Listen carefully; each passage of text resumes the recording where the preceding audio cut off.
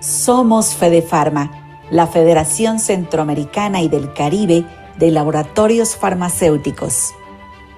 Agrupamos a empresas multinacionales dedicadas a la investigación y desarrollo de productos innovadores en la región centroamericana y del Caribe.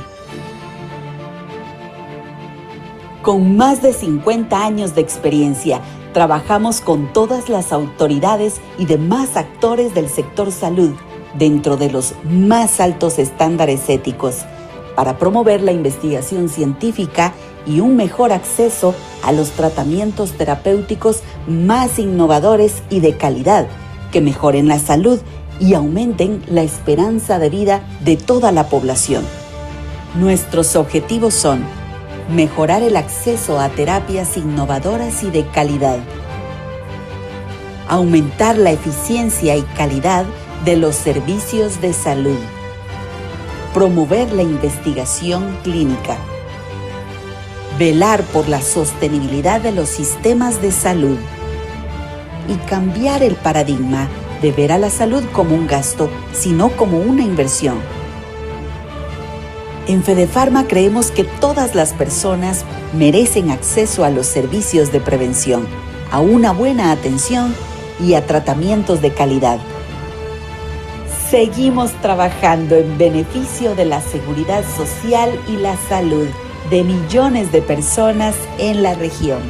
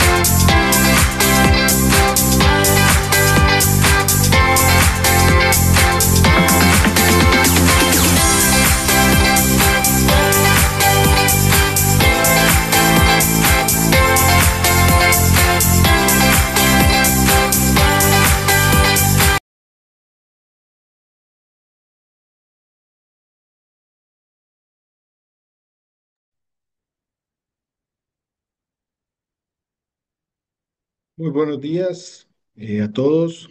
Eh, en nombre de Fedefarma, del Comité de Ética y de Compliance de Fedefarma, les doy la más cordial bienvenida al webinar Navegación, Ética y Alianzas, el rol protagónico de los grupos de pacientes en los ecosistemas de salud. Agradecemos muchísimo y agradecemos profundamente la participación de representantes de asociaciones de pacientes, profesionales de la salud, de la industria farmacéutica, de autoridades regulatorias y de todos estos actores del ecosistema de salud. Siguiente, por favor.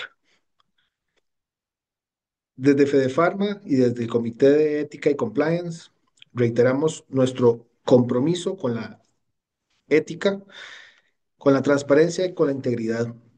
Para esta organización, la relación con los grupos de pacientes se basa en un respeto absoluto a su independencia, a su valor y a esa voz irreemplazable que son y que cumplen en el sistema y en los ecosistemas de salud. Agradecemos muchísimo, perdón, su participación y pasaremos entonces a ver unas especificaciones técnicas del Zoom para la sesión. Primero, los micrófonos y los videos estarán deshabilitados para que podamos estar totalmente atentos a los panelistas. En cualquier caso, habrá una casilla de preguntas y respuestas habilitada para que se puedan transmitir las inquietudes. Al final de la presentación y del panel tendremos un espacio para consultas, para preguntas, para los que hayan participado como panelistas. Em, y pueden enviar esas preguntas por medio de esta casilla de preguntas y respuestas que está habilitado. Así que eh, podemos pasar a ver la agenda del día de hoy. Hoy tendremos una participación muy nutrida.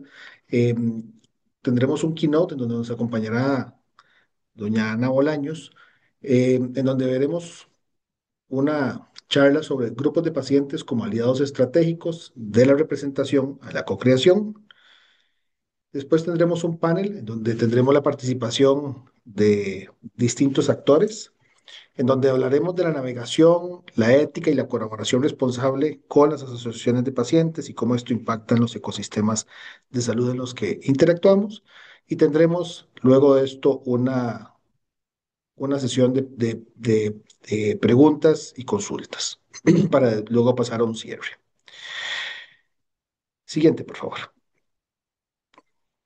Aquí podemos observar quiénes serán las personas que nos acompañarán el día de hoy. Tenemos a doña Ana Gloria Romero de Anasobi. Ella es la vicepresidenta de Anasobi y la tesorera de la Biored eh, para Centroamérica y Caribe. Tenemos a doña Ana Bolaños. Ella es de Roche. Ella es la Healthcare System Partner Chapter Lead. Tenemos a don Luis Diego Sáenz de AstraZeneca, Compliance Business Partner para la región. Tendremos a doña Carmen da Silva, directora del clúster de Panamá y República Dominicana para Fedefarma. Y tendremos a don Fernando Vizquerra, también director de clúster de Guatemala y Costa Rica para Fedefarma. Eh, Agradecemos mucho la participación de los panelistas que tienen una amplia experiencia y una perspectiva de asociaciones de pacientes de la industria y de diversos actores que son claves en estos ecosistemas de salud. Así que podemos continuar, por favor. Le doy la palabra en este momento a doña Carmen da Silva. Adelante, doña Carmen. Gracias, Juan Ignacio. Bienvenidos todos. Ahí dando un pequeño resumen que pudimos compartir en el video, pero sí reiterarles que para los que no conocen a Fedefarma, Fedefarma agrupa a la mayoría de los laboratorios de compañía cuyo foco principal es la investigación y desarrollo de nuevas terapias. Hemos estado apoyando a la región por más de 70 años y esperamos que, digamos, es poder ser ese socio aliado con las autoridades, gobierno, sociedad civil para el bienestar de la población. La siguiente. Nuestra misión es promover las terapias innovadoras y de alta calidad en esta región de Centroamérica y el Caribe. Nosotros, digamos, nos lideramos mucho en el sentido de poder trabajar en un ambiente donde se respete la libre competencia, donde se pueda respetar la propiedad intelectual y dentro de los más altos estándares éticos que han mencionado y reiterado también por nuestro compañero Juan Ignacio. Nuestra visión es ser un catalizador, o sea, esa referencia para poder nosotros dar esa transferencia de conocimiento, de experiencias que se llevan en otros países y que podamos entonces transmitir eso y contribuir a la mejor calidad de vida de nuestros pacientes y de la población en general. Esto promueve pues a la vez una sostenibilidad en los sistemas de salud y lo hacemos trabajando en conjunto. Sabemos que todas las políticas y las incidencias que tengan nuestros países en los sistemas de salud, los logros se consiguen pues con la participación de cada uno de los miembros en el sector y creemos mucho y confiamos en que esas políticas y esa visión de Estado pues se construyen tanto con la sociedad civil, academia, los laboratorios y gobierno, ¿no? Y ese es el fin, ¿no? Poder trabajar para esa sostenibilidad que tanto anhelamos nosotros en nuestros países y que vemos que también tenemos un gran reto en nuestra área con ese acceso que se tienen también a terapias en Latinoamérica y construir que ustedes tengan pues el acceso oportuno de la terapia indicada en su momento. La siguiente. Y nuestra huella, bueno, llevamos más de 50 años, ¿verdad?, de estar trabajando en la región, tratando de incidir en estas políticas por el bienestar de la población. Nosotros generamos más de 20.000 empleos directos, 40.000 empleos indirectos en Centroamérica y el Caribe. Y estamos, pues, como bien lo mencionaba, trabajando constantemente en el desarrollo de nuevas terapias que puedan impactar la calidad de los pacientes y también de la familia y de nuestro entorno. Hoy por hoy están en desarrollo más de 500 nuevas moléculas, ¿no?, en los próximos 3 años.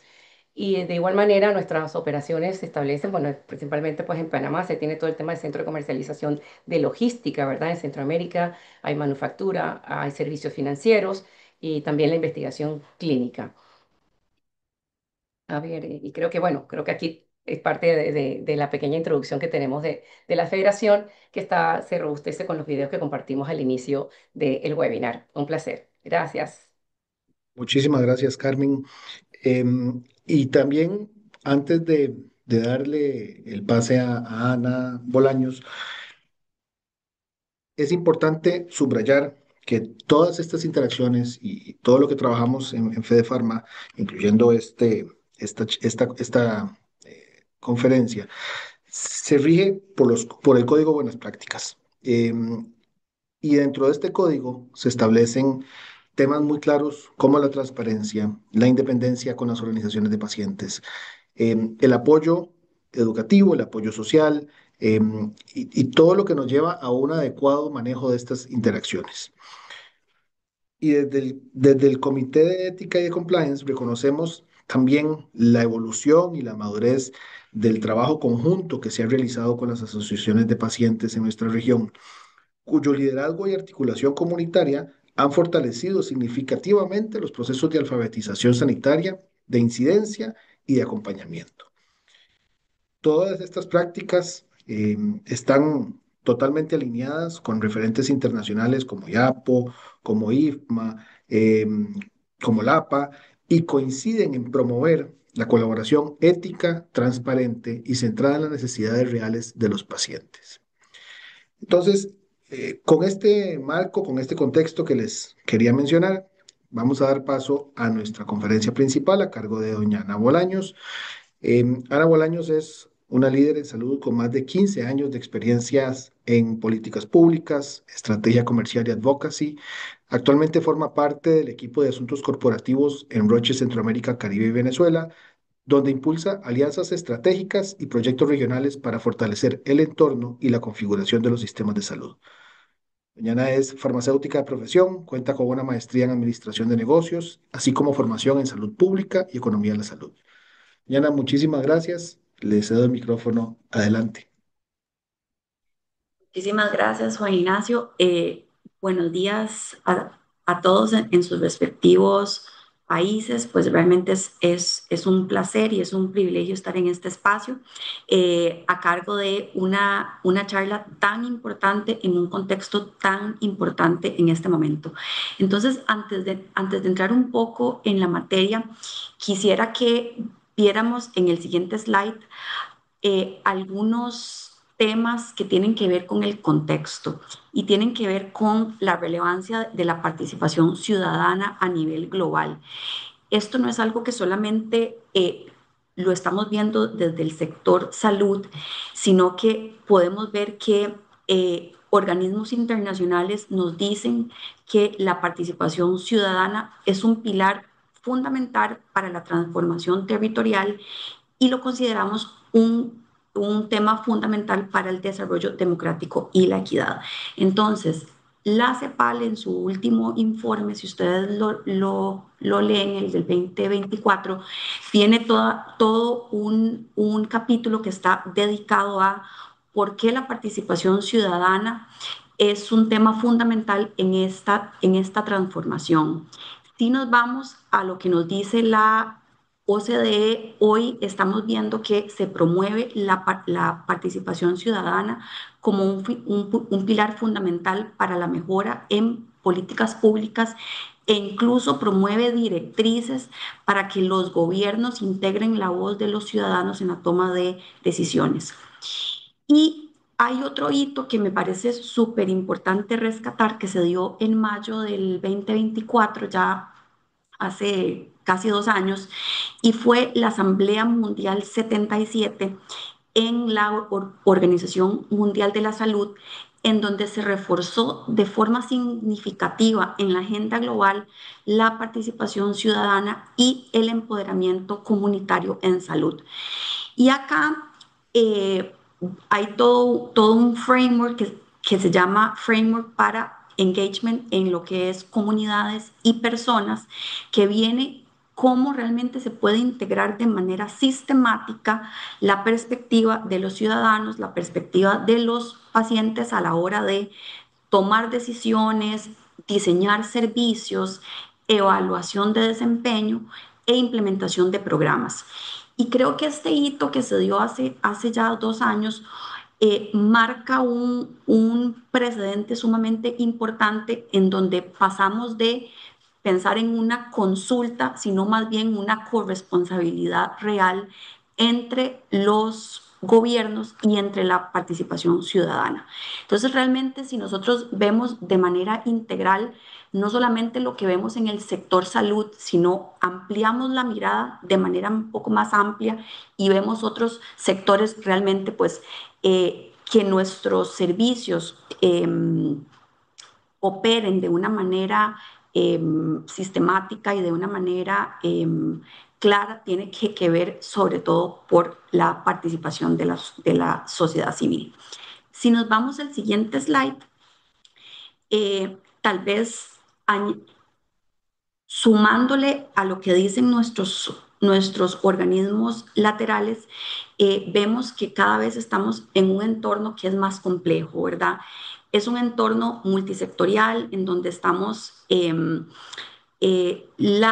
las industrias, el poder legislativo, la academia, las cámaras, y siempre el que está en el centro es nuestro paciente.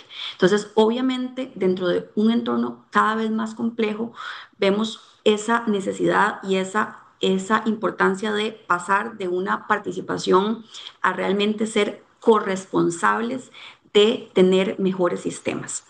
Si nos vamos al siguiente, eh, no solamente el entorno está complejo, sino si nosotros nos vamos hoy a las proyecciones que tiene el Fondo de Población en los próximos años, y esto no solamente para Costa Rica, sino vemos esta misma tendencia en Panamá, en Dominicana y en general en el mundo, estamos pasando de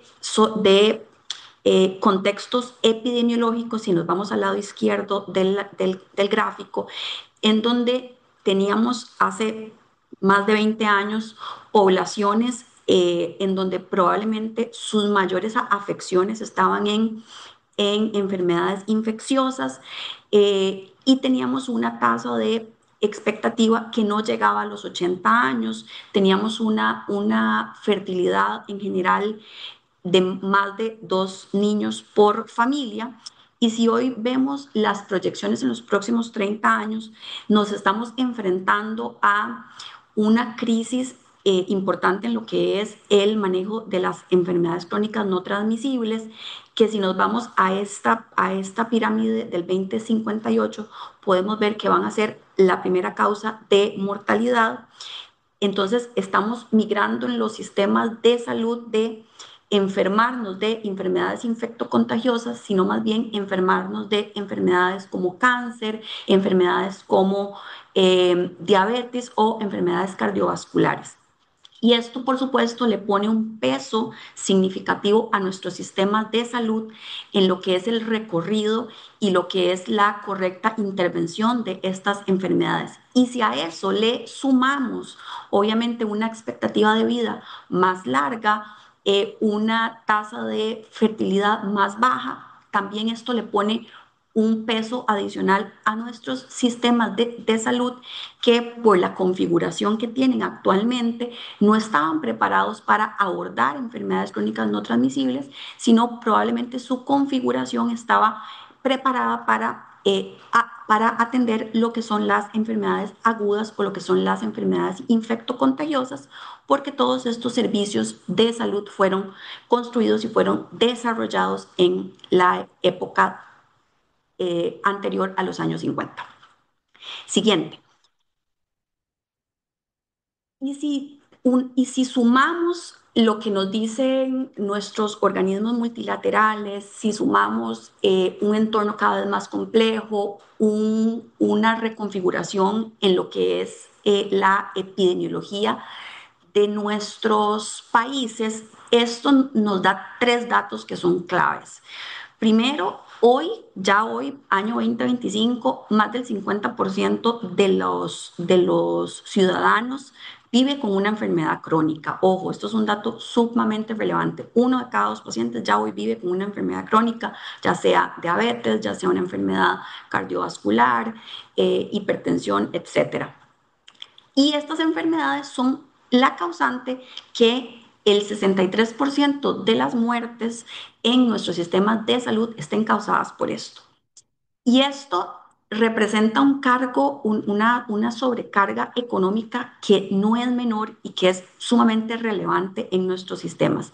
Y hoy vemos que aproximadamente 30 trillones de dólares van a ser la carga económica global o han sido entre el 2011 y el 2030, según la última proyección de la Organización Mundial de la Salud en su portal World Data, y ustedes pueden ver que realmente pues esto hace que la configuración de los sistemas y la atención a la población cada vez vaya a tener un reto adicional. Siguiente.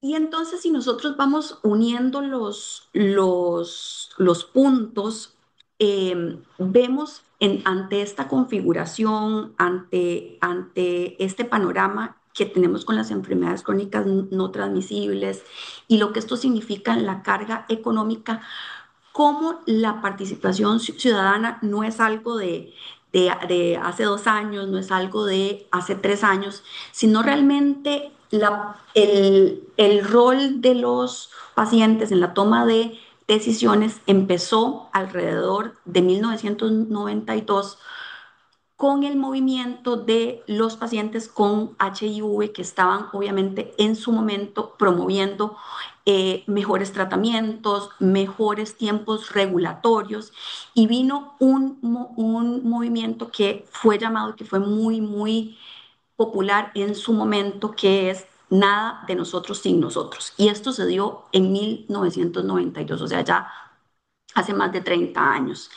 Y este hito generó un precedente nunca visto, porque realmente moléculas que tardaban 4 años en ser lanzados, 5 años en ser lanzados, 10 años en comercializarse, empezaron a ver récord en tiempos, y moléculas que tardaban 10 años se empezaron a aprobar en menos de 18 meses, que por supuesto para un paciente hace 30 años con un diagnóstico de HIV podía significar la vida y la muerte.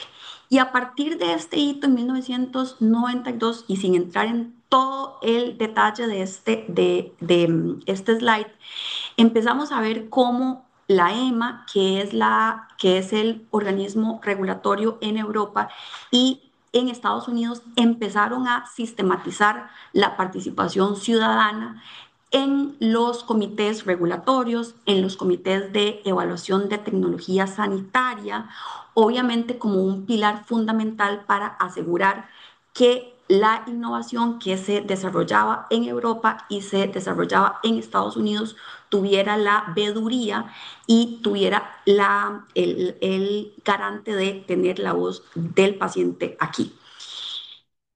Ya después, más o menos del año 2010, podemos ver que organismos en Latinoamérica, como nos dijo Juan Ignacio al inicio, como LAPA, como ISPOR, como las federaciones, empezaron a emular todo lo que estaba pasando en Europa y en Estados Unidos. Y hoy en la mayoría de nuestros países existen a nivel meso o a nivel macro la participación ciudadana en estos espacios.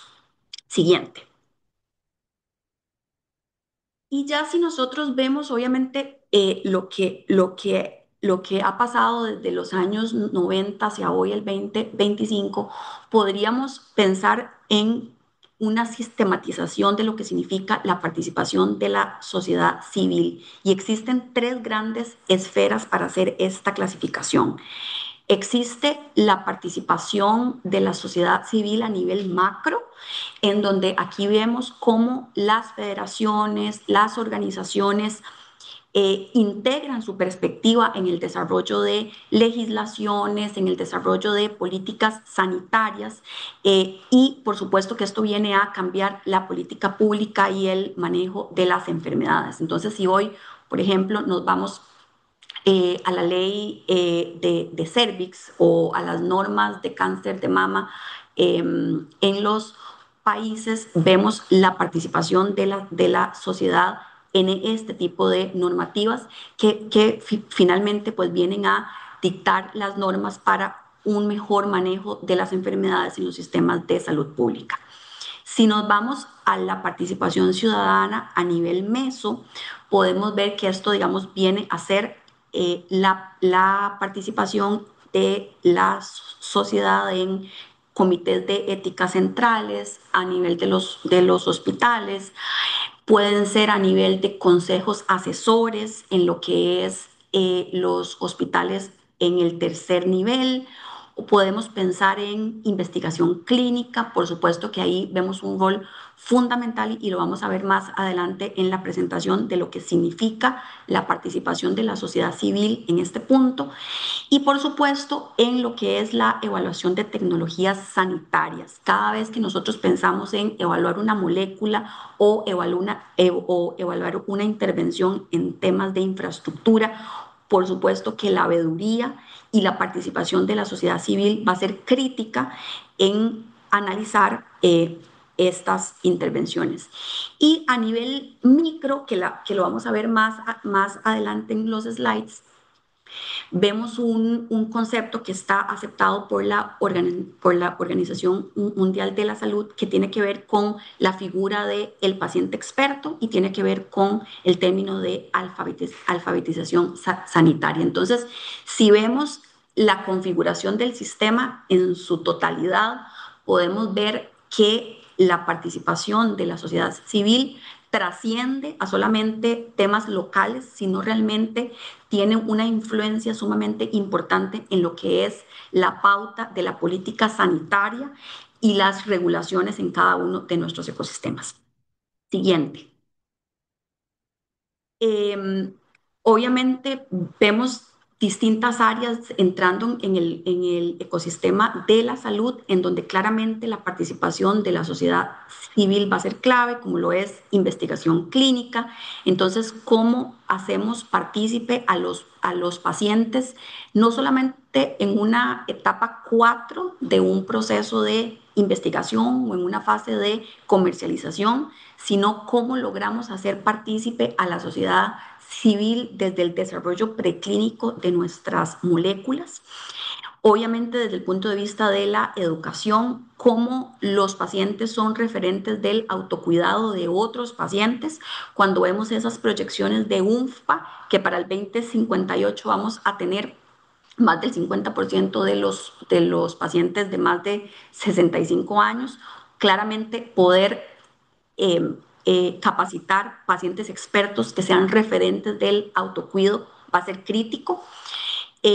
La investigación social, obviamente, cómo más allá de la parte clínica y de la parte de economía de la salud, podemos integrar a las organizaciones de pacientes para que promuevan estudios de impacto de la enfermedad, de la calidad de vida, de la evaluación de determinantes sociales que finalmente van a ser clave para que un paciente tenga un determinado tratamiento o una determinada intervención.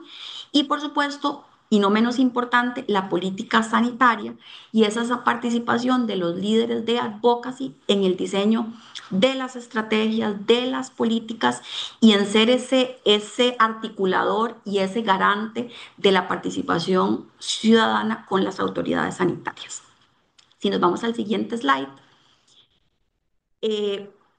hay muchísimas definiciones de lo que es alfabetización sanitaria. Ustedes pueden ver y ahí hay muchas. A mí me gusta esta que es la traje del Instituto de Medicina en Canadá, que habla que la alfabetización sanitaria es la capacidad de los individuos para obtener, para procesar y para comprender la información que reciben sobre su condición de salud, de manera que puedan tomar decisiones que más los beneficien.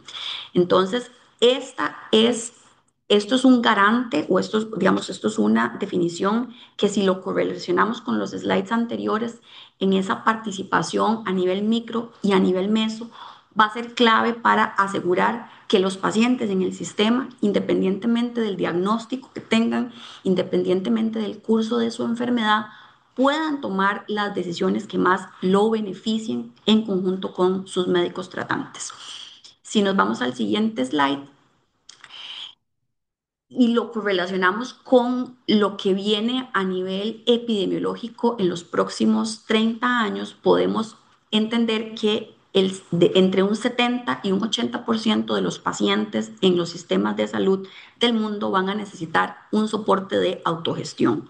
¿Por qué? Por la razón que les dije anteriormente. Los pacientes ya no se están enfermando, o las sociedades no se están enfermando de enfermedades agudas o de enfermedades infectocontagiosas, sino el diagnóstico que tienen son enfermedades que probablemente son crónicas y que, obviamente, por el adelanto de la innovación, necesitan un soporte de la autogestión dentro del sistema para asegurar intervenciones tempranas, asegurar tratamientos tempranos, y esto hace que 8 de cada 10 pacientes en el sistema van a necesitar algún soporte de autogestión para asegurar que su diagnóstico y la evolución de su enfermedad sea lo más exitosa posible. Siguiente. Y eso hace que existan ciertas habilidades y competencias que tiene que tener la sociedad para navegar en el sistema. Una vez que una paciente o un paciente recibe un diagnóstico de una diabetes tipo 2, para decir un ejemplo, tiene que saber expresarse y tiene que comprender bien lo que su médico tratante le está diciendo. Tiene que probablemente saber leer y escribir, comprender un texto sencillo, comprender una referencia, una contrarreferencia que le están haciendo.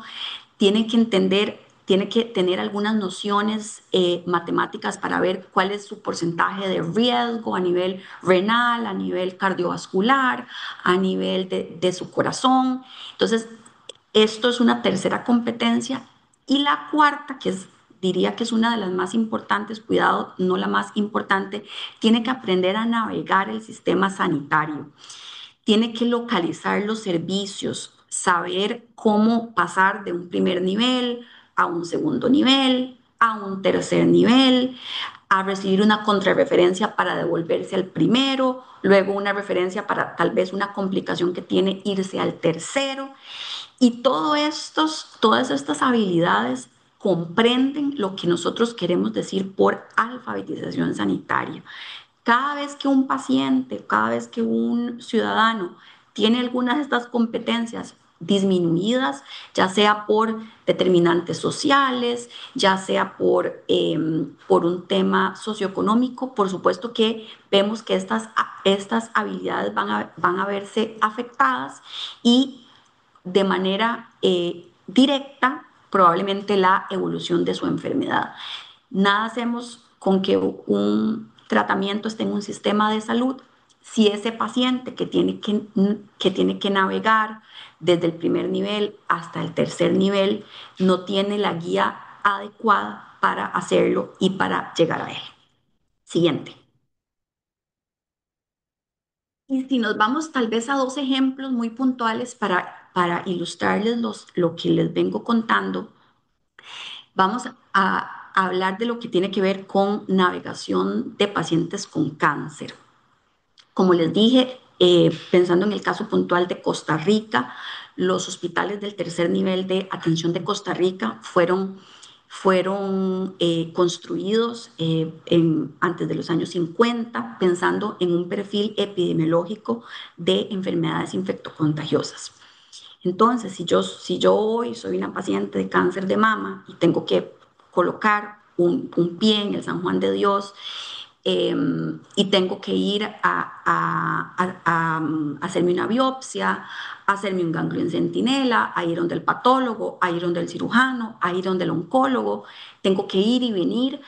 El tiempo que una paciente hace en trámites administrativos de manera general en el tercer nivel puede rondar los 3 kilómetros de distancia para hacer todos esos trámites administrativos.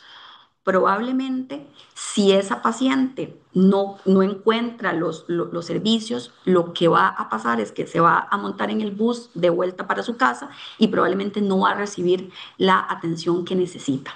Y es ahí donde ejemplos como una navegación de pacientes de cáncer en Costa Rica ha hecho que estos tiempos se disminuyan y que esa paciente que hoy pasaba 3 meses, 4 meses haciendo todos sus trámites, tengamos una disminución en los tiempos de más de 136 días. Y aquí, más allá del tiempo, que obviamente es maravilloso en una intervención temprana, es poder guiar a esa paciente que pone un pie en el hospital, que tiene un diagnóstico y que probablemente por las determinantes sociales o por sus condiciones socioeconómicas, las habilidades que les mostraba en el slide anterior, como lo es leer y escribir, navegar, matemáticas, nociones de riesgo, hazard ratio, supervivencia global, probablemente son términos que esa paciente no va a comprender. E intervenciones con la sociedad civil, como este ejemplo puntual de navegación de pacientes en el sistema, va a ser la diferencia para que esa paciente tenga una atención oportuna, no solamente desde el punto de vista farmacológico, no farmacológico, y también tenga la integralidad para tener otros servicios como apoyo social, como apoyos en transporte, para garantizar que pueda llegar cada 3 semanas a recibir un tratamiento. Si nos vamos al siguiente ejemplo, esto es un ejemplo que probablemente lo hemos visto más a nivel global en las enfermedades raras, pero aplica para todo. Y es que hoy hay 3 datos que yo quisiera que se lleven de esta presentación. El primero es que los ensayos clínicos que interactúan directamente con los pacientes desde las etapas preclínicas y desde la fase 1 y fase 2 suelen reclutar participantes en promedio 3 meses más rápido para lo que es el diseño de los estudios. Imagínense lo que es 3 meses de tiempo en una enfermedad rara, en una enfermedad oncológica, en una enfermedad de sistema nervioso central. Por supuesto que es un gran valor. Luego, el segundo punto, tomando en consideración los endpoints primarios y secundarios de los estudios clínicos, podemos ver que los medicamentos que se desarrollan en colaboración con los pacientes tienen un 20% más de probabilidad de ser lanzados al mercado, porque por supuesto que el que entiende su enfermedad y el que entiende todo lo que vive un paciente en un diagnóstico es el paciente en sí mismo. Entonces, los estudios clínicos que hoy integran la voz del paciente desde etapas tempranas tienen un 20% de probabilidad más alta de ser lanzados. Y esto hace que las agencias regulatorias como EMA y como FDA han reforzado su colaboración en materia de participación con la sociedad civil, y hoy vemos en la configuración de ambas agencias comités y espacios en donde la participación de la sociedad civil garantiza y es una veeduría de que el proceso está siendo llevado de la mejor manera. Siguiente. Y obviamente todo esto, no solamente estos ejemplos que vimos, sino si vemos un poco lo que son las estadísticas globales, podemos ver que si nosotros nos vamos a un estudio canadiense, el 60% de los adultos canadienses tienen problemas para navegar el sistema de salud. Y estoy segura que esta cifra, a pesar que no tenemos la de Latinoamérica, probablemente se correlacione o incluso sea mayor. tenemos otra estadística que es que una vez que un paciente entra en el servicio de salud y entra a la consulta con su especialista, entre un 40 y hasta un 80% de la información que recibe, el paciente la olvida de manera inmediata, obviamente por un tema de shock, por un tema de entendimiento. Entonces vean qué importante la alfabetización sanitaria para contrarrestar esa cifra.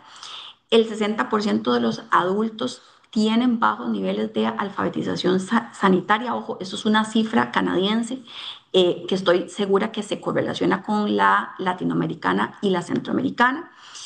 Y todo esto, por supuesto, si lo correlacionamos con elementos de economía de la salud, podemos ver que el ahorro, si se tienen programas de alfabetización sanitaria eh, claramente instaurado en los sistemas, el ahorro por paciente, por año, equivale a $2,000. O sea, si esto lo multiplicamos por el 60% de la población que vimos en los slides anteriores, que va a padecer una enfermedad crónica y que el 80% va a necesitar una autogestión, podemos hacer una matemática de lo que significaría en la eficiencia del sistema de salud tener programas de alfabetización sanitaria con figuras de paciente experto bien instaurados y cómo esto reditúa de manera significativa en la salud pública de nuestros sistemas.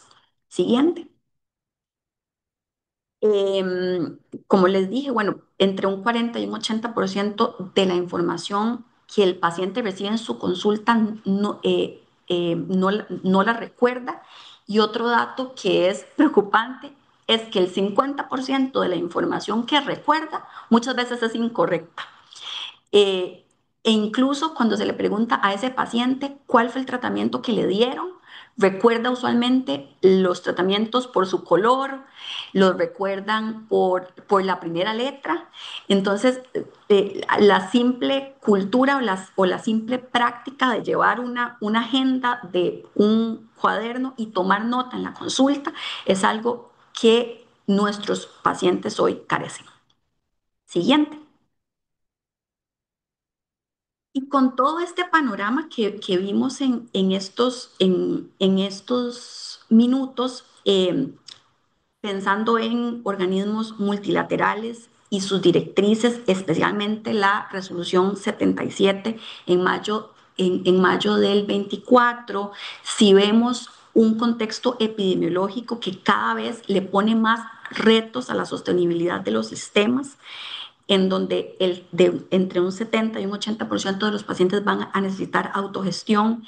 Vemos esa importancia de la participación de la sociedad civil y la importancia de programas de alfabetización cada vez más robustos y cada vez más instaurados en los sistemas de atención para que ese paciente navegue de una manera rápida del primer nivel al tercer nivel. Entonces aquí vemos que definitivamente, para ir concluyendo, la inclusión de la voz del paciente no es algo antojadizo o no es algo opcional, sino realmente es un factor esencial para el éxito de un sistema de salud que quiera enfrentar las enfermedades crónicas no transmisibles de la mejor manera y quiera lograr poblaciones cada vez más sanas y cada vez más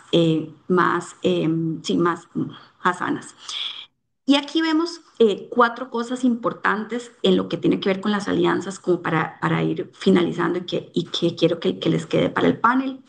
Lo primero es que los pacientes están cada vez más empoderados para ser participantes en su propia atención, incluyendo comunidades, incluyendo organizaciones, incluyendo federaciones. Entonces, eso es una primera conclusión. Y vemos que esto no es algo de hace 5 años o hace 10 años, es que si nosotros nos vamos desde los años 90 y el movimiento Nada de nosotros sin nosotros, podemos ver el gran valor que eso generó como precedente en la población con HIV. El punto 2 es que los pacientes aportan información clave para mejorar la comprensión y las necesidades. no solamente a través de la generación de datos, que obviamente esto es clave y esto es imperioso para hacer los cambios, sino en ese desarrollo preclínico de los fármacos, ¿verdad? Cómo los pacientes que están participando en etapas, en etapa uno y en etapa 2 de los fármacos hacen que esto aumente las probabilidades de ser lanzados al mercado. Por supuesto que los pacientes están participando activamente en políticas, en acceso, con el fin de dar forma a los ecosistemas y mejorar la atención del paciente. Si nosotros hoy nos vamos a la configuración del sistema panameño y vemos las mesas que tienen organizaciones como FENAEC, podemos ver esa participación real en la toma de decisiones de los pacientes en el sistema, por decir un ejemplo, o vemos las alianzas que tiene BioRed con organizaciones como Comisca o como otras, podemos ver ese gran valor en participar activamente en políticas y en acceso. Y el último, y no menos importante, pensando en lo que es evolución de tecnologías emergentes, inteligencia artificial, cada vez la atención está evolucionando a no un mismo tratamiento para todas las enfermedades, sino a medicina personalizada. Y gracias a la inteligencia artificial y a la tecnología digital, vemos que esto tiene un significado clave para los pacientes, poder detectarse más rápido con algoritmos de machine learning, de apps, de wallets, y obviamente ahí cómo esto influye en los ámbitos de alfabetización sanitaria y cómo las organizaciones de pacientes ayudan a navegar al paciente dentro del el sistema en esta tecnología emergente va a ser clave. Entonces, si yo les quisiera cerrar con un mensaje, diría que definitivamente la inclusión de la voz del paciente es crítico para el éxito de nuestros sistemas y cada vez conforme vemos la evolución del tiempo va a ir siendo cada vez más crítico ante este cambio epidemiológico que estamos viendo en los sistemas. Muchas gracias. Ana, muchísimas gracias. Agradecemos mucho a Ana por esta valiosa presentación que nos recuerda la importancia de no solamente de fortalecer la voz del paciente y de promover una colaboración responsable y basada en evidencia, sino de cómo esa participación ya no la podemos ver solo como participación, sino y tomo las palabras de Ana, el ser corresponsables de ese impacto que se tiene y de dar forma a los ecosistemas, ya no como un espectador, sino en cómo esa perspectiva de paciente aporta tanto eh, con las competencias correctas, con las habilidades correctas, eh, y permite un empoderamiento comunitario que en conjunto con por la época en la que vivimos, los tiempos en los que vivimos, la tecnología juega un papel muy importante para poder utilizar esa información en beneficio. Así que, Ana, muchísimas gracias. Creo que el contexto que nos das para el siguiente panel es maravilloso. Ana nos va a acompañar ahora para algunas preguntas, por si alguno quiere plantearle alguna pregunta a Ana. Muchas gracias, Ana. Em, Ahora vamos a entrar al siguiente panel. Siguiente, por favor. Ahora vamos a entrar al siguiente panel, eh, en donde bueno, vamos a articular algunos temas importantes, aparte de la navegación del paciente, eh, el punto de vista ético, y esas interacciones responsables que se dan y que se tienen que hacer desde la industria y las organizaciones de pacientes. Entonces, le doy la bienvenida a doña Ana Gloria Romero, a Fernando Vizquerra y a Luis Diego Sáenz. A cada uno le voy a ir pidiendo que nos comparta una perspectiva sobre cómo podemos construir un ecosistema basado en confianza, sobre la integridad, sobre el bienestar, sobre algunas preguntas que hemos ido planteando. Entonces, bueno, primero para presentar a doña Ana Gloria Romero es vicepresidenta de ANASOBI en Costa Rica, coordinadora de la Red Nacional de Cáncer y tesorera de la BioRed para Centroamérica y Caribe. Doña Ana Gloria también es técnico en farmacia y no menos importante, o tal vez más importante aún, doña Ana Gloria es sobreviviente de cáncer bilateral de mama. Así que muchas gracias, doña Ana Gloria, por acompañarnos. También tenemos a don Luis Diego Sáenz. Don Luis Diego Sáenz es farmacéutico con más de 20 años de experiencia en la industria farmacéutica, más de 10 años dedicados al área de cumplimiento y ética corporativa, y actualmente se desempeña como Compliance Business Partner para AstraZeneca, Centroamérica y Caribe, donde colabora estrechamente con equipos comerciales, el departamento médico y equipos de soporte para integrar ética y cumplimiento en la estrategia de negocio y en las operaciones del día a día. Y tenemos también a don Fernando Vizquerra. Don Fernando es licenciado en Administración de Empresas, Administración y Gestión de Empresa General de la Universidad Mariano Galvez. Posee un MBA en Mercadeo de la Universidad Mariano Galvez. Tiene una maestría en Farmacoeconomía y Economía de la Salud y del Medicamento de la Universidad Carlos III de Madrid y un grado de Administración y Dirección de Empresas, Administración y Gestión de Empresas del INCAE Business School. Actualmente es director del clúster de Guatemala y Costa Rica para Fedefarma. Entonces, les decía que vamos a conversar con doña Ana Gloria, con Luis Diego y con Fernando sobre la base de algunas preguntas con ese punto de vista desde los pacientes, desde cómo la ética es transversal a todo lo que hacemos en estas interacciones y cómo esas interacciones en conjunto con la industria farmacéutica pues son tan relevantes. Entonces, a la siguiente, por favor, iniciamos con doña Ana Gloria. Doña Ana Gloria, desde su punto de vista, desde su perspectiva, ¿de qué manera los programas de navegación o acompañamiento pueden realmente empoderar a los pacientes sin comprometer la independencia de los mensajes, sin comprometer las opiniones o las actividades de una organización como las que ustedes representan? Adelante, doña Ana Gloria. Bueno, muy buenos días, muchísimas gracias de verdad por la invitación. Muchas gracias a usted, Juan Ignacio. Bueno, desde mi experiencia como paciente y como líder también, he visto que los programas de navegación pueden marcar una diferencia enorme si se enfocan estos en acompañar y no en dirigir. Para muchas personas, contar con alguien que los ayude a entender estos procesos dentro de los sistemas de salud, conocer sus derechos y también nuestros deberes, un alivio enorme que tenemos nosotros. Pero para que realmente empoderen y no condicionen, es fundamental que las organizaciones mantengan su propia independencia. ¿Qué significa esto? Que la información que compartimos nosotros debe ser nuestra, construida desde las personas que realmente necesitan esto dentro de los mismos sistemas. Y no deben ser intereses que sean externos a esto. ¿Qué implica también esto? Que las personas que van a acompañar a estos pacientes dentro de los sistemas de salud deben de ser personas que estén educadas, estén empoderadas, ¿verdad?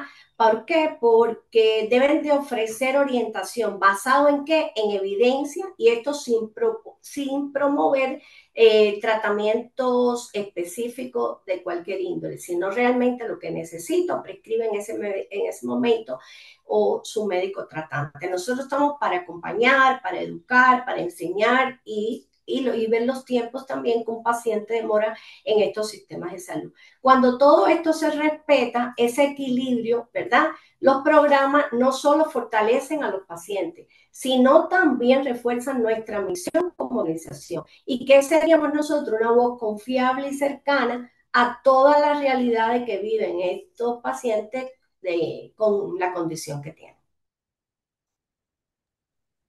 Muchísimas gracias, doña Ana Gloria. Y aquí es importante incluso considerar lo que nos mencionaba Ana sobre esa necesidad de que se desarrollen esas competencias y esas habilidades, como menciona usted, para tener esas personas educadas, ¿verdad? Para que se pueda mantener esa propia misión y esa propia visión y, y esa propia independencia que requiere la Asociación de Pacientes. Muchas gracias, doña Gloria. Para la siguiente pregunta, le quisiera preguntar a don Luis Diego, desde su función como Compliance Business Partner y desde su rol como Compliance, lo que ha conocido en la industria, ¿cómo podemos asegurar que los programas de navegación de pacientes se mantengan siempre dentro de ese marco ético que le ayude, como decía doña Ana Gloria, a reforzar esa misión que requieren, ¿verdad? Y que sea libre de cualquier sesgo promocional, de cualquier intención promocional que muchas veces se puede dar, especialmente cuando involucran interacciones frecuentes con estas organizaciones de pacientes. Entonces, don Luis Diego, adelante. Muchas gracias, Juan Ignacio, por la pregunta.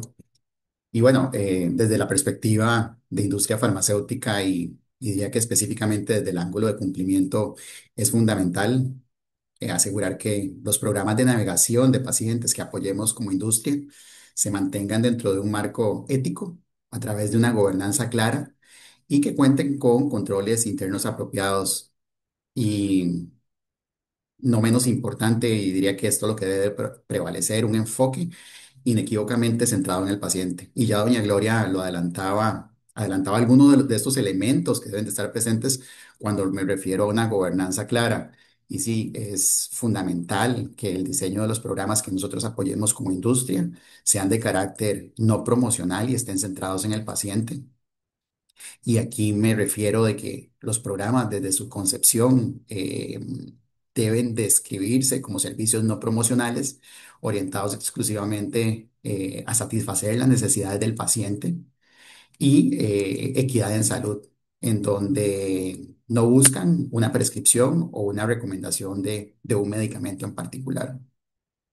Otro elemento que está estrechamente relacionado y que está a nivel de gobernanza es que los programas que nosotros como industria apoyemos no pueden ser ni deben de ser percibidos como incentivos para una prescripción, una recomendación o la dispensación de un producto. En realidad aquí es fundamental garantizar de que los programas sean agnósticos desde el punto de vista comercial. Y bueno, ahora Fernando puede ampliar un poco más sobre lo que el código de Fedefarma menciona al respecto. Y diría que un tercer elemento fundamental es el no interferir nosotros como industria en la relación médico-paciente, en donde nosotros garanticemos de que prevalezca esa decisión por la prescripción de un medicamento de forma independiente por parte del profesional de la salud, sin influencia de nosotros como industria. Al final del día, buscamos que nuestras colaboraciones con gobiernos, con los sistemas de salud, con grupos de pacientes, nos permita apoyar soluciones para manejar de forma holística la ruta del paciente, como lo mencionaba también Ana en su intervención, en donde podamos cerrar esas brechas, en donde habilitemos una detección temprana, mejoremos esas rutas de acceso muy por la agenda de grupos de pacientes y siempre nosotros desde el lado de industria, desde una posición de neutralidad comercial y dentro de altos estándares de ética. Muchísimas gracias, Diego. Y no puedo estar más de acuerdo en lo que mencionan sobre esa colaboración, impacto, que, que lo que busca es que el paciente pueda mantener dentro de esa relación médico-paciente una toma de decisiones clara y una toma de decisiones independiente, en donde realmente lo que se tiene que tener es una gobernanza muy clara por parte nuestra y por parte de todos estos actores para esa toma de decisión clara. Y ahí donde entra esta gobernanza es donde quiero hacerle una pregunta a Fernando. Eh, desde la gobernanza, desde el código de buenas prácticas que tenemos en Fedefarma, ¿cómo contribuye este código a establecer ese marco común que permite una colaboración responsable entre industria y asociaciones y al mismo tiempo protege la integridad de los programas de navegación de pacientes? Adelante, Fernando. Gracias, Juan Ignacio. Un muy buen día para todos. Muchas gracias por la pregunta. Bueno, como mencionaba Ana en su exposición, recordemos que, bueno, todos los países están soportados por un ecosistema de salud representado por varios actores y, por supuesto, en el centro el paciente, que es lo más importante. Entonces, dentro de todo este ecosistema, la palabra clave es colaboración. Los recursos no son ilimitados, entonces la colaboración entre todos los actores es fundamental para esto y pues Fedefarma en relación a este tema, pues cuenta con un código de ética que, bueno, lo vemos como un marco de protección que traduce todas estas colaboraciones a un lenguaje ético y legitimiza también esta colaboración, lo que nos da transparencia, tiene límites claros, documenta y tiene trazabilidad de todos estos acuerdos, dando a la industria farmacéutica, organizaciones de pacientes y pacientes una transparencia para poder tener estos temas de colaboración y mejorar la ruta de navegación del paciente para tener tiempos de acceso mucho más rápidos, poder tener una atención en el momento preciso y que esto pueda ser una sinergia para todo el ecosistema. Dentro del código de ética de Fede Pharma, pues se prohíbe la promoción encubierta para no disfrazar esto dentro de los programas de navegación, estableciendo específicamente metas de educación, acompañamiento y soporte administrativo para este tipo de asociaciones. También se exigen tener acuerdos escritos y transparencia, lo que asegura el propósito de legitimidad de este tipo de acuerdos y también salvaguarda la independencia de las asociaciones de pacientes y evita intenciones que puedan terminar en un tema influyente en el tema de prescripción. Y por supuesto que se promueve también la trazabilidad. Esto nos da la ventaja de poder tener procesos que se puedan auditar y comprobar para que se mantenga esa transparencia y claridad dentro de todos los actores del ecosistema. Muchísimas gracias, Fernando. Definitivamente, mucho y lo que busca Fedefarma desde su Comité de Ética y Compliance no solamente es la existencia del código, porque al final, pues la existencia del código está escrito, todo lo podemos ver, pero es promover esa colaboración, o sea, mantener esa transparencia en las relaciones. Y algo muy importante que mencionabas es esa documentación en general, o sea, la existencia de acuerdos, el que todo pueda ser trazable de alguna forma en esas interacciones, y es una transparencia absoluta lo que se busca. Hacer ver que de alguna forma, al estar todos de acuerdo con este código y la implementación del mismo, lo que buscamos es el beneficio para el ecosistema, manteniendo siempre lo que mencionabas al inicio, eh, al paciente en el centro, sabiendo que el paciente, de alguna forma, por su formación, no va a tener el mismo impacto que tendría el médico, pero que tiene posiblemente la voz cantante en la decisión o en la toma de decisión de lo que va a requerir desde su perspectiva personal a la hora de recibir el tratamiento y todo el proceso que esto va a implicar, que incluso Ana nos presentó de manera muy clara con la imagen hasta el proceso que lleva el paciente en un hospital para poder acceder a estos tratamientos. Muchas gracias, Fernando. Em, continuamos con doña Ana Gloria. Doña Ana Gloria, desde su perspectiva, ¿qué prácticas de colaboración con la industria han fortalecido la confianza y qué elementos considera usted indispensables para que el apoyo o para un apoyo sea ético, transparente y centrado en las necesidades reales de la comunidad y de los pacientes y las asociaciones de pacientes? Adelante, doña Ana Gloria. Bueno, muy buena pregunta, la verdad. Como paciente y como líder en estos momentos de una organización, he aprendido que la colaboración con la industria es muy valiosa y esto tiene que estar construido desde la transparencia y el respeto que debe de existir, ¿verdad? Las alianzas que más confianza siempre han generado son las que se reconoce cuál es el rol de cada uno de nosotros, ¿verdad? Sin que influyan en los mensajes nuestros, en nuestras prioridades y en nuestras decisiones como organización. Para mí un apoyo ético empieza por algo simple, pero muy esencial y que responde a lo que realmente necesitan quienes, los pacientes, porque por quienes estamos es por esto. Y esto implica escuchar primero a ellos y después nosotros todos definir proyectos. También considero, y no menos importante, que todo quede bien escrito, con toda nuestra independencia, el uso adecuado de nuestra identidad, el mensaje seguro, de toda la información, ¿verdad? De los pacientes como tal y la claridad y la participación, ¿verdad? Que vaya a tener la industria en todo esto. Además, debemos contar con diversas fuentes también de financiación.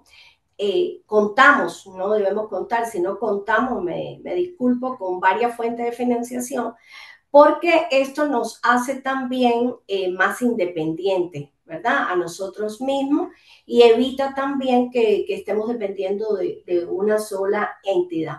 Esto nos da libertad para decir lo que nosotros queramos, lo que sentimos en ese momento, ¿verdad? Respecto a lo que pueda suceder en los diferentes ámbitos del sistema. Y en resumen, la confianza se construye cuando la colaboración es transparente, es respetuosa y sobre todo cuando se mantiene centradas en las personas que viven con una enfermedad o una cierta condición.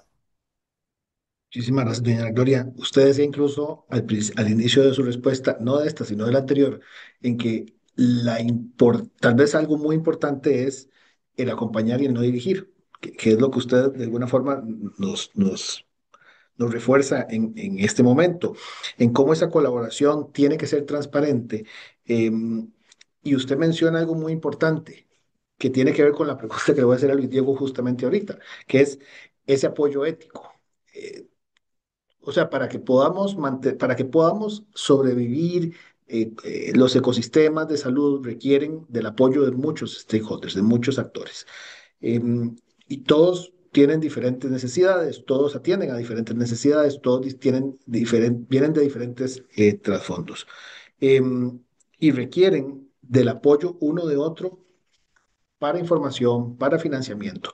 Entonces, de alguna forma, esa necesidad que se tiene de todos los actores es el cómo cada uno de esos actores puede, como menciona usted, por ejemplo, ese apoyo ético, escuchando a los pacientes para que puedan generar esa información que es tan importante para los laboratorios, para la industria farmacéutica, para los ecosistemas de salud, para las instituciones de salud, porque esa información es de ahí de donde va a venir, pero al mismo tiempo, ese otro que escucha al paciente o que escucha a las organizaciones de pacientes, tiene insumos que le van a ayudar también a la asociación para poder subsistir y seguir generando eso. Entonces es una relación sumamente importante que se mantenga en esa transparencia.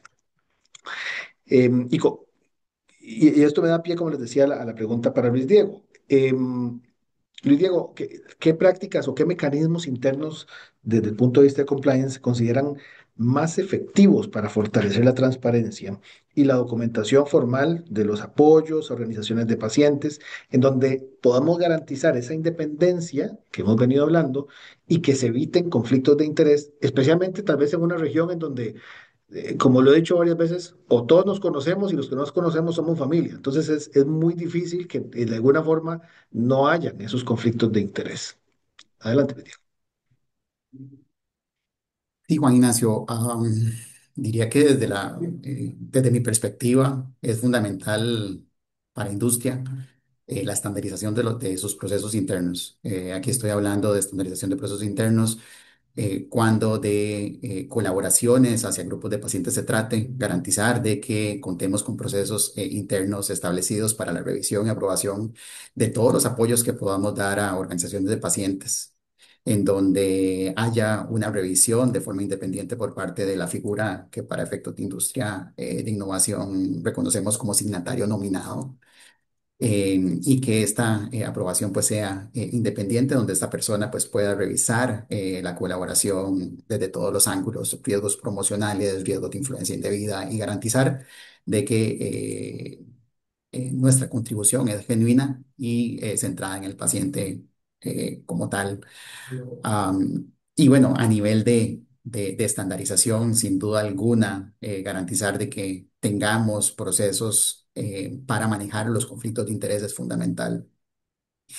Y aquí me refiero a procesos para identificar de forma oportuna, evaluar esos conflictos de interés y mitigar cualquier situación que pueda presentarse cuando una colaboración vayamos a brindar a grupos de pacientes. Ya lo mencionaba doña Ana Gloria, parte de la estandarización de procesos de los procesos internos debe incluir una prohibición para entrar en acuerdos de exclusividad, en donde nosotros nos inhibamos de ser patrocinadores o colaboradores únicos. Y esto se traduce en que sí, jamás podríamos condicionar mensajes o la actividad de una organización a través de nuestras contribuciones. Y yo diría que último, pero no menos importante y que está relacionado con el tema de estandarización, garantizar que el personal nuestro que interactúa con grupos de pacientes no tengan roles asociados o ligados a ventas, que sean roles específicos con entrenamientos eh, internos que permita garantizar esa integridad en la interacción que tenemos con los grupos de pacientes. Y bueno, Diego, ya Fernando también lo mencionaba y creo que es importante también tener presente documentación y lo mencionaba también doña Ana Gloria, garantizar acuerdos escritos, estandarizados, en donde tengamos claramente documentado el propósito, los entregables, las transferencias de valor, en donde tengamos temas de privacidad y seguridad de datos, garantizar de que tengamos esas barreras bien delimitadas y los riesgos manejados de forma apropiada. El tema, y lo mencionaba Fernando, de registro, reportes sistemáticos, mantener registros sobre los montos, organizaciones, naturaleza de los apoyos que damos y que mantengamos esta documentación interna. Y diría que último, pero tampoco menos importante, el tema de una transparencia proactiva, trabajar con grupos de pacientes para que estas organizaciones declaren públicamente los apoyos que reciben por parte de la industria. muchísimas gracias, Luis Diego. Y más allá de todo lo que nos, o sea, de todo lo que nos planteas, que de alguna forma eh, lo podemos ver como retos, porque realmente estamos pensando en cómo hacemos para mejorar, cómo hacemos para retarnos un poquito más en mantener en lo que se llama el walk the talk, ¿verdad? Queremos mantener una contribución genuina, queremos que las interacciones sean éticas, queremos cómo hacemos para poder mantener eso y todavía llegar un poco más allá. Vos incluso mencionabas tenemos que identificar, tenemos que evaluar y tenemos que aprender a mitigar. En algunos casos podemos controlar plenamente, en otros casos no hay un control. Vivimos en un mundo buca, un mundo de riesgos, en donde sabemos y entendemos que esos riesgos de alguna forma tenemos que sí identificarlos, evaluarlos, manejarlos y aprender a mitigarlos. Pero sí tener muy claro en dónde tenemos que tener esa separación.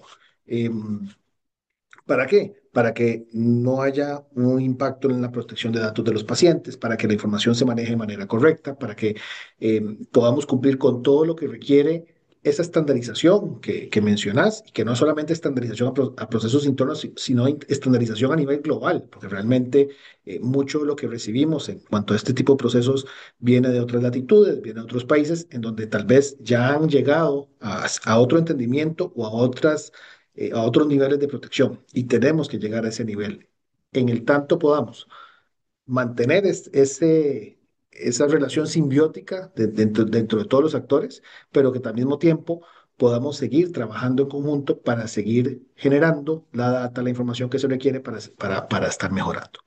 Y aquí me da pie para la siguiente pregunta para Fernando.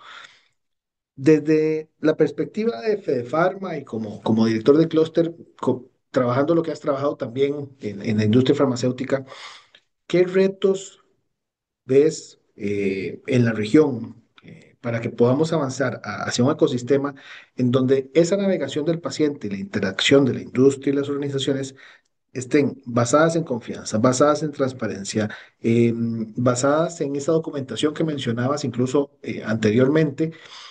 em, y que no quede solamente en el papel. ¿Dónde podemos mejorar todavía?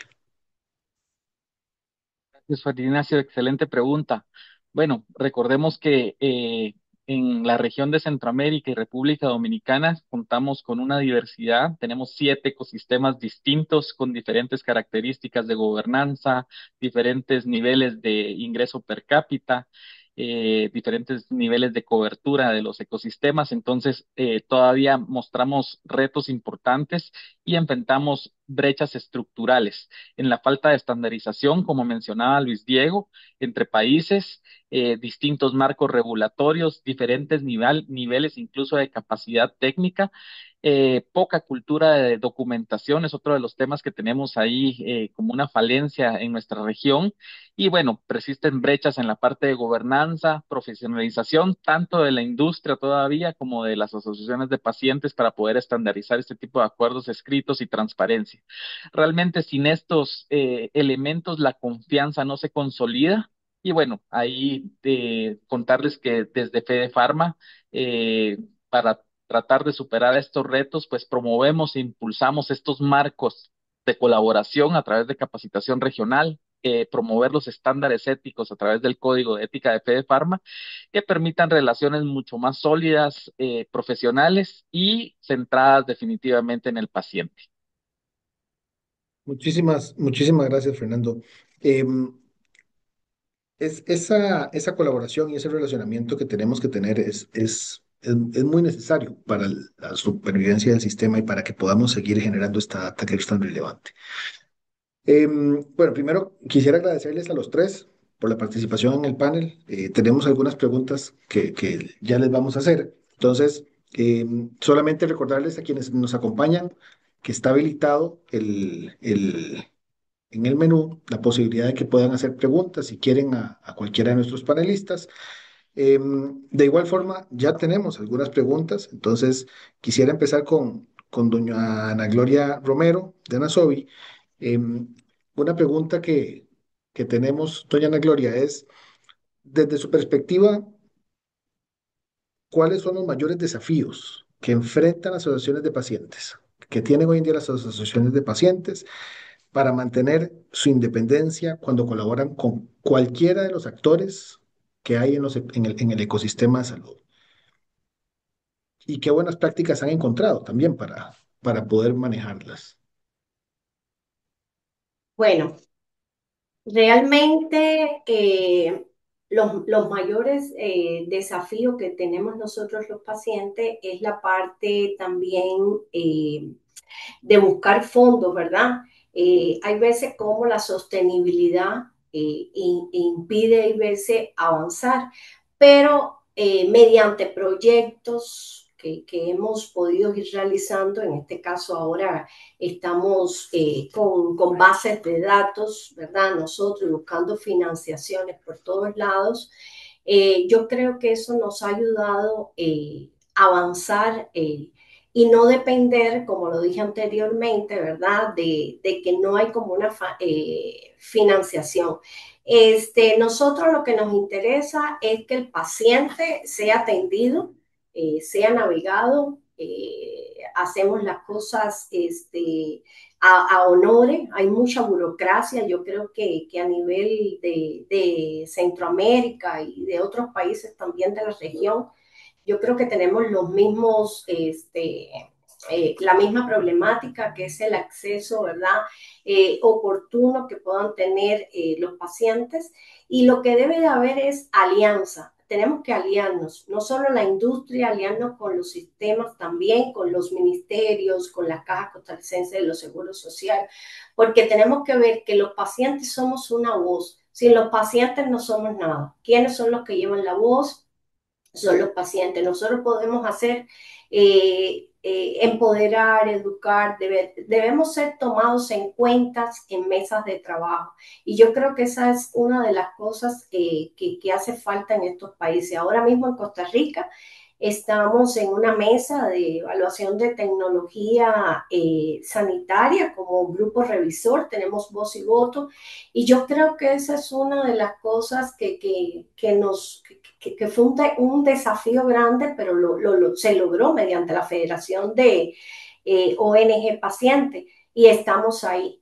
Entonces yo creo que es la voz, son las alianzas que debemos hacer constantes, debemos trabajar por un fin, por quién y todo mediante transparencia, mediante respeto, no promover un producto específico, sino cuál sería el interés específico de ese paciente. Y por eso es lo que trabajamos, por eso es por lo que fortalecimos, por eso es nuestra misión por la que estamos y tener siempre, ser transparente a la hora de, creo que usted lo decía, a la hora de reportar cualquier apoyo que podamos tener, ya sea en redes sociales o el reporte que se haga, porque eso nos da otra visibilidad a nosotros como organización, ¿verdad? Y conocer siempre en las mesas debe estar la realidad y la condición que tenga ese paciente. Entonces Muchísimas, son retos y desafíos que hemos enfrentado, ¿verdad? Que la voz no ha sido tomada y eso en muchos países y sin la voz del paciente no somos nada. ¿Quiénes son los que tienen los medicamentos? ¿Quiénes son los que consumimos los medicamentos? Si no son los pacientes. Entonces la problemática está ahí. Debemos conocer primero eso para poder después fomentar el proyecto y ver cómo se puede avanzar. Pero siempre el paciente debe estar en las mesas de trabajo a la hora de tomar una decisión, porque es él el que realmente es la persona afectada. muchísimas gracias, doña Ana Gloria. Y justo en seguimiento a lo que usted menciona, nos hacen una pregunta dos asistentes. Y tal vez aquí le consulto a Ana desde su perspectiva y tomando en consideración lo que decía también doña Ana Gloria y lo que hemos conversado en los dos paneles. ¿Cómo podemos promover la confianza y la transparencia de un programa de apoyo para pacientes, considerando todos los retos que hemos mencionado, considerando la estandarización, considerando el nivel que queremos llegar, considerando que en algún punto los pacientes, o todavía en algunos lados hablamos de pacientes como participantes y no como corresponsables, en donde tenemos esos retos en algunos casos desde el punto de vista de que la ética realmente sea la forma de llevar a cabo estas interacciones y de cómo podemos hacer para que realmente se respete esa independencia. Entonces, ¿cómo podríamos iniciar a construir ese camino hacia esto? Muchísimas gracias, Juan Ignacio, por la pregunta, súper válida y bueno, unando a las palabras que nos decía Ana Gloria, ¿verdad? Yo creo que siempre tener mucha claridad que el paciente tiene que estar en el centro de todas las acciones que nosotros estamos tomando. Que eso es una primera premisa. La segunda premisa que yo pensaría que es clave en cualquier colaboración es cómo continuamos promoviendo la confianza entre las partes. Si no hay confianza en cualquier colaboración, creo que desde que iniciamos probablemente no vaya a ser exitosa. Entonces, ¿cómo continuamos promoviendo que haya colaboración entre las partes? La tercera diría que es que el objetivo esté muy claro para todo mundo, desde el inicio, que tengamos un objetivo claro, que tengamos un codiagnóstico claro. ¿Verdad? Puede ser que yo vea una problemática como la que nos contaba ahora Ana Gloria de lo de navegación, por decir algo, y yo tenga una perspectiva, Ana Gloria tenga otra perspectiva, la academia tenga otra perspectiva. Entonces, ¿cómo partimos las colaboraciones de un codiagnóstico entre todas las partes? Y ese codiagnóstico nos va a dar una ruta, y esa ruta, que sería la cuarta parte, tiene que tener una gobernanza muy clara, ¿verdad? ¿Cómo tomamos las decisiones? Cómo empezamos, cuál es cuál es la meta, cómo celebramos, cómo queremos ser cuando las cosas se ponen difíciles en esa colaboración. Creo que tiene que estar muy clara en esa gobernanza. Entonces, si yo tuviera que resumírtelo, ¿verdad? Cómo empezamos, para mí es paciente en el centro, confianza entre las partes, un objetivo muy claro entre todos, partiendo de un codiagnóstico y una gobernanza de la colaboración que nos vaya a permitir trabajar desde el inicio hasta el fin, pensando que finalmente estamos incidiendo en la salud de nuestra población. Muchísimas gracias, Ana, y muchas gracias por darnos una respuesta tan completa en donde podamos englobar lo que hemos venido conversando con las diferentes perspectivas que hemos tratado de poner hoy sobre la mesa. Para mantenernos dentro de horario, voy a hacer una última pregunta para poder hacer el cierre. Entonces, quisiera preguntarle a Luis Diego, desde su rol de compliance, ¿cómo ve o cómo cree que se podría, desde la perspectiva de la industria farmacéutica, anticipar riesgos que de alguna forma, poco a poco, se van generando? Y cuando hablo de anticipar riesgos, me refiero a hoy en día el impacto del manejo de la información, de los datos personales, de la inteligencia artificial, o sea, de todo esto que de alguna forma nos va agarrando rápido y cómo podemos ir anticipando esto para poder mantenernos en esa línea de relacionamiento ético e íntegro. Gracias, Juan Ignacio. Y creo que esto va muy de la mano de trabajos crossfuncionales, en donde tengamos en la mesa a todos esos internal stakeholders que puedan hacer un abordaje. Y bueno, hay un concepto de compliance by design. No es llegar al problema y decir, ahora vamos a corregir lo que tuvimos que haber corregido desde el inicio, sino un conocimiento muy genuino de los ecosistemas de salud y justamente traer a la mesa a estos actores que le digo, internal stakeholders, legal, regulatorio, compliance, patient advocacy, con el fin de mantenerse actualizado sobre la dinámica de los mercados. Lo mencionaba Fernando, los sistemas de salud dentro de la región de Centroamérica y Caribe varían enormemente, riesgos varían enormemente de país a país. Y creo que aquí no hay una solución mágica, no hay una receta mágica, creo que hay que abordarlo caso por caso, pero sí requiere de un trabajo crossfuncional para mantenerse al tanto de la dinámica de riesgos emergentes, de garantizar de que los riesgos establecidos los seguimos controlando y no perder de vista, Juan Ignacio, que sí, operamos en una región sumamente compleja, una región marcada de rojo por transparencia internacional en cuanto a corrupción se refiere, y donde sí tenemos que garantizar nosotros como industria, cada uno de los miembros, industrias, miembros de Fedefarma, pues tiene sus propios códigos que mantienen muchas similitudes entre ellos. Y justamente por eso somos firmantes de Fedefarma, pero también nos apegamos a los códigos de buenas prácticas de la industria. Entonces creo que es un mix de factores. Diría que las reglas están dadas, operamos en una industria altamente regulada y debemos ir más allá de lo que estas regulaciones dictan. Estar atento a esos riesgos emergentes y poder manejarlos al interno para adelantarse y mitigarse a potenciales problemas.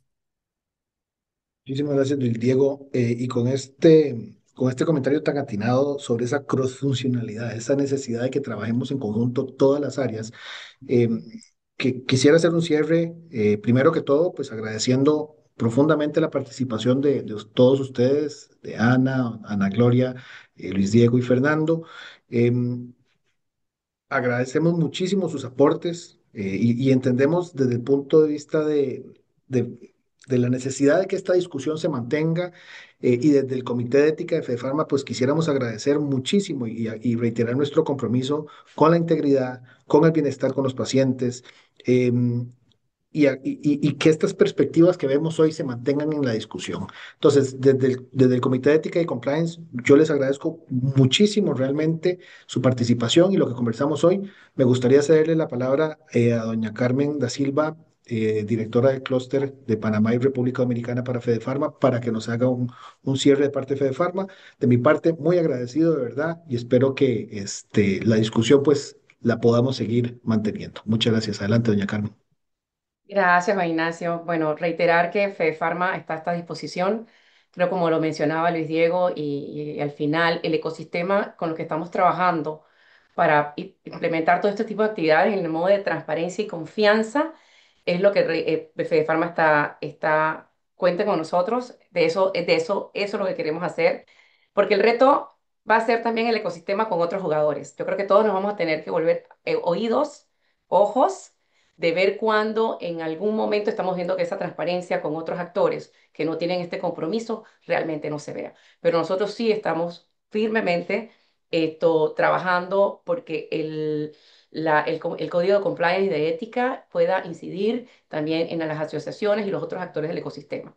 Y nosotros como una parte de ese actor, pues cuenten con esa posición de generar confianza y de que esos parámetros de la relación que tengamos con cada uno de ustedes en transferencia de conocimiento, en todo ese diagnóstico, toda esta ruta que nos habla navegación, ¿verdad, Anita? Pues de eso se trata. Creo que la docencia, el advocacy que tengan ustedes también por tener información, esa voz tiene que ser escuchada como un gran actor dentro de los sistemas de salud y las políticas que se vayan a implementar en cada uno de los países. Y también lo mencionamos, creo que ese reto va a tocar ayudarlos, o sea, cuenten con nosotros en ayudarlos a que las asociaciones que necesiten poco más de información de poder tener docencia, pues aquí estamos para poder servirles, ¿no? Así que gracias por su participación y espero que tengan un excelente día ya, resto de tarde. Muchas gracias. Gracias a todos. Hasta luego.